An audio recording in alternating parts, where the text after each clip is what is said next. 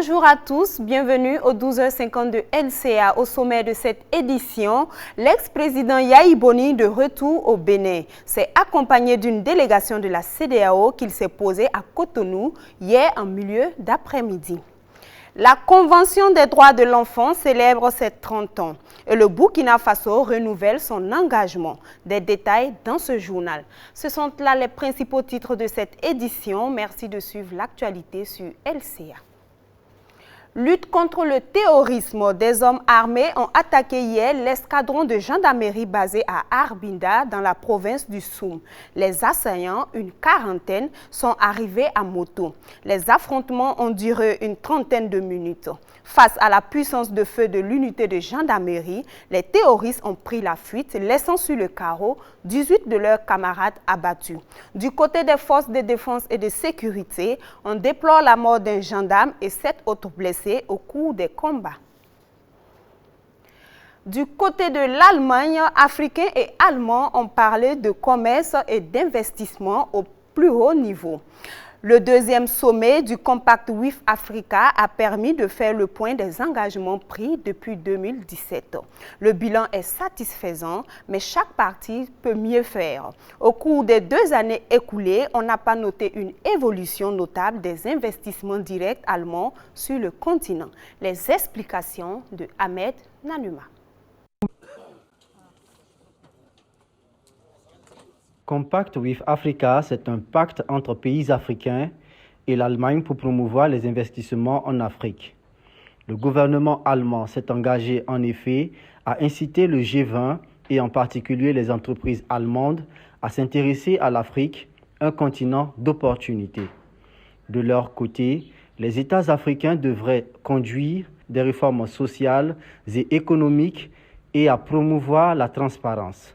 2 ans après, le bilan est plutôt mitigé. Seules 800 entreprises à capitaux allemands sont présentes en Afrique, avec seulement 22 milliards d'euros d'exportation en direction du continent africain. Et pour cause, les entreprises allemandes sont plus sensibles aux risques que d'autres investisseurs européens et chinois. Mais tout n'est pas perdu. Et l'Allemagne poursuit son engagement en mettant en place des fonds de couverture de risque. Désormais, le fonds Africa Connect accompagne les PME allemandes avec 400 millions d'euros, tandis que le fonds Africa Grow met à la disposition de 150 petites et moyennes entreprises jusqu'à 170 millions d'euros. Le compact devrait donc se bonifier avec le temps au fur et à mesure des investissements. Déjà, l'année 2018 a enregistré un chiffre record des investissements allemands sur le continent. Plus de 2 milliards d'euros sont investis, principalement en Égypte, au Maroc, en Éthiopie et au Ghana, dans des secteurs comme l'énergie, la construction et la manufacture s'avèrent être les secteurs les plus attractifs. Rendez-vous donc au 3e sommet Afrique-Allemagne pour faire le point des avancées. Le président du Faso, Roch-Marc Christian Kaboré, participait pour la première fois au sommet du Compact with Africa. Avec la chancelière allemande Angela Merkel, il a fait le point de l'excellence de la coopération germano-burkinabé. Pour le Burkina Faso, le Compact with Africa a produit des fruits appréciables. Le président du Faso en parle. Pays qui était présent. Nous avons eu la participation d'une douzaine de pays, dont environ 7 chefs d'État et de gouvernement. Et cela a été l'occasion pour nous, en tant que Burkina Faso, de constater la coopération que nous avons engagée avec une société allemande qui s'appelle Sysmex, dans le cadre de l'hématologie, où, évidemment, sur la base d'une convention que nous avons signée ensemble, 112 automates ont été installés, 500 techniciens ont été formés, un personnel de Sysmex, qui est un personnel local, a été mis en place pour suivre, je dirais, le fonctionnement de l'ensemble de ces automates. C'est un projet à succès dans le domaine de la santé qui promet peut-être qu'on peut envisager, dans le cadre de l'imagerie et d'autres domaines, de pouvoir équiper nos hôpitaux sans avoir besoin d'un décaissement immédiat de moyens financiers au niveau de l'État. Au Nigeria, le prix du riz ne semble pas baisser. Au contraire, il augmente au fur et à mesure. Le riz coûte très cher. C'est une conséquence de la fermeture des frontières avec le Niger et le Bénin. Malgré cette forte inflation, certains Nigérians appellent à une prolongation de 2 ans de cette mesure controversée du gouvernement Buhari. Autre point de l'actualité, l'ex-président du Bénin, Yayi Boni, est de retour au pays. L'ex-président béninois était de retour à Cotonou ce mercredi, accompagné d'une délégation de la CEDEAO, signe de l'inquiétude de la sous-région pour la crise au Bénin. Une visite éclair sans avoir rencontré Patrice Talon. Yayi Boni n'est resté que quelques heures seulement, alors qu'une rencontre était prévue à 17 h à la présidence de la République. Boni ne s'est pas présenté et l'entretien s'est déroulé sans lui et a duré 1 h et 20 minutes. À la fin, pas de déclaration ni de communiqué non plus. Yayi Boni est reparti en début de soirée avec la délégation de la CEDEAO.